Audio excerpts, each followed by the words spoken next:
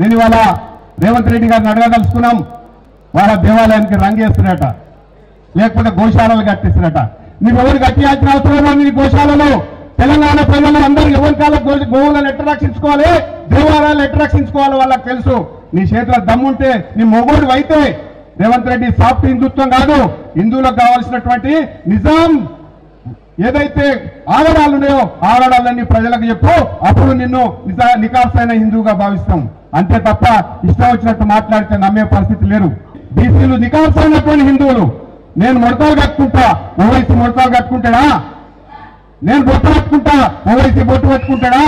నేను ఈ కాషాయం కండు వేసుకుంటా, నీ ఓవైసీ కాషాయం కండు వేసుకుంటాడా? చెప్పాల్సినటువంటి అవసరం ఉంది. మాకు వాళ్ళకి ఎక్కడ పొత్తులేదు.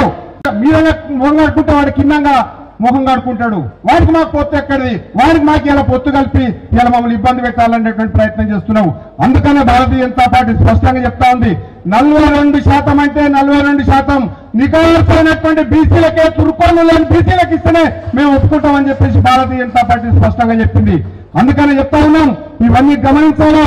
రాబోయే కాలంలో గుండ్రాంపల్లి వేదికగా మేము పోరాటం చేయడానికి సిద్ధంగా ఉన్నాం.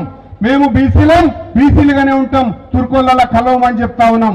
అందుకోసమనే 42% రిజర్వేషన్లు ఇచ్చి మోసం చేస్తున్నటువంటి కాంగ్రెస్ పార్టీని ఎండగట్టాలి. దీనికోసం రాబోయేటువంటి స్థానిక ఎన్నికలలో భారతీయ జనతా పార్టీ స్పష్టంగా చెప్తా ఉంది, బీసీలలో 10% కనుక ముస్లింలను కలిపితే మనకు వచ్చేటువంటి 100 సీట్లు 50 సీట్లలో వస్తే 10 వాళ్ళకే పోతాయి. మనకు వచ్చినటువంటి రిజర్వేషన్ ఏముంటుంది? కాబట్టి ఎట్టి పరిస్థితుల్లో ఒప్పుకునేటువంటి పరిస్థితి లేదు. రజాకార్ల వారసత్వం మాకు అవసరం లేదు.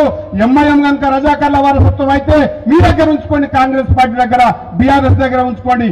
అంతే తప్ప బీజేపీ ఒప్పుకోదనేటువంటి విషయం స్పష్టంగా చెప్తా ఉన్నాం. మరొక విషయం, అంజన ఒకటే విషయం చెప్పేసి ముగిస్తా.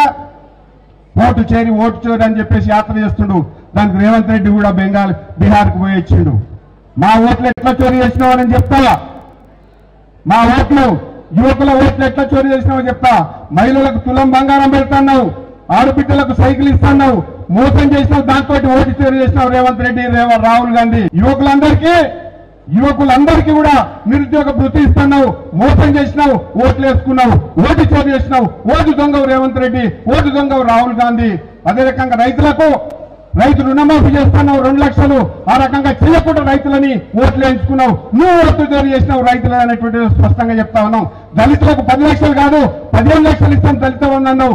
15 లక్షలు ఇవ్వవు కదా, ఒక్క రూపాయి ఇవ్వకుండా దళితుల ఓట్లను నేర్పించుకొని ఓటు చోరీ చేసినావు రేవంత్ రెడ్డి, కాంగ్రెస్ పార్టీ, రాహుల్ గాంధీ. ఈ రకంగా సభ్య సమాజంలో ఓట్ల చోరీ చేసిన దొంగ ఎవడంటే రాహుల్ గాంధీ, రేవంత్ రెడ్డి, కాంగ్రెస్ పార్టీ అనేటువంటి విషయం స్పష్టంగా చెప్తా ఉన్నాం. అందుకనే రాబోయే కాలంలో స్థానిక సంస్థల ఎన్నికలు ఈ విషయాలన్నీ కూడా మనం ప్రజలకు చెప్పాలి.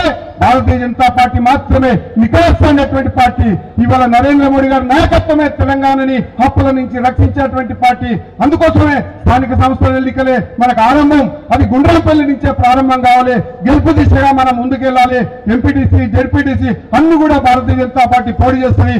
కాంగ్రెస్ పార్టీని, బీఆర్ఎస్ పార్టీని, చచ్చిపోయిన బీఆర్ఎస్ పార్టీని మొత్తం కూడా బొల్ల పెట్టుకుంటూ రాబోయే కాలంలో తొక్కుకుంటూ పోయి మేము బీజేపీని గెలిపిస్తామని చెప్పేసి అందరం ఒక సంకల్పం తీసుకొని వీరత్వానికి చీనమైనటువంటి గుండ్రాంపల్లిలో ప్రతిజ్ఞ చేసి మనందరం కూడా వెళ్లాల్సిందిగా మీ అందరినీ కోరుతూ, అందరికీ కూడా ఒకసారి శుభాకాంక్షలు తెలియజేస్తూ ఈ అవకాశం ఇచ్చినటువంటి రామచంద్రరావు గారికి, అంజిరెడ్డి గారికి, వరసిద్ధి రెడ్డి గారికి ధన్యవాదాలు తెలియజేస్తూ సెలవు తీసుకుంటున్నా. భారత్ మాతాకి.